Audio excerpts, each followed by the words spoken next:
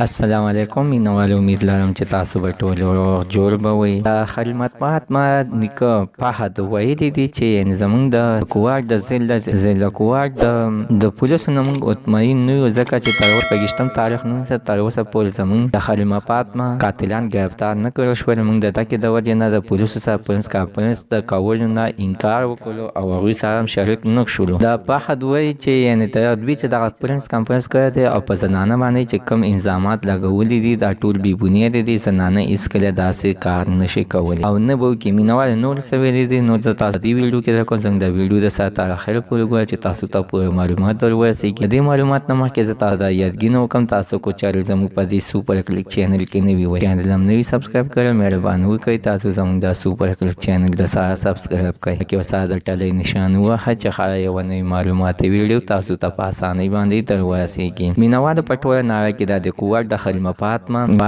قتل ډېر سخت خوښ شوی دی. ټولې مینهوالو هم دا کار غوښتنه ده او ویلي دي چې دوی ته د انصاف میلاو شي. مینهوالو چې پولیسو پرنس کانفرنس وکړو د هغوی اختلافات د خلیل مطبوعات نیکه چې فهد نوم دی هغه وکړو، ویلې چې دغه ښځه بې بنیاده ده، هغه زموږ قاتله هېڅکله نشي کېدی. خو چې خلیل مطبوعات ته د دغه ښځې ته تکلیف و نو باید چې موږ ته به یې ویلې وي، ځکه چې دوی خو زموږ د کور نه ستر پرده نه وه او نه یې موږ سره وه. باید چې دې ویلې وي او موږ به بیا دغه ماشومه پرې کړی وي. خو هېڅکله داسې څه خبره نشته دی چې دوی دغه ښځې باندې بې بنیاده الزامات لګولي دي. دغه بې بنیاده ده او دغه نه ده، ځکه عزتمن په ډېر سوشل میډیا باندې هم دا واضحه شوې ده چې دغه زنانه د پورکپوشه زنانه ده، دا زنانه نه ده، دا سړی دی او دا کوټ په هغه منډه کې هم پته لګي چې د سړو غوندې منډې وهي. مینهوالو د فهد ویلي دي چې کوم یو د خلیل مطبوعات نیکه دی هغې ویلي چې زموږ تر اوسه پورې په چا باندې څه شک نه دی راغلی. پولیس دې دغه زنانه یې نیولې ده، باید چې د دې پوره تفتیش وشي، ځکه که څوک بې ګناه دی په دې کیس کې د څوک بې ګناه راګیر نه کړل شي. مینهوالو الله تعالی به اوس د دې کیس نه خبره وي چې دغه زنانه چې کومه یوه نیولې ده چې دغه د خلیل مطبوعات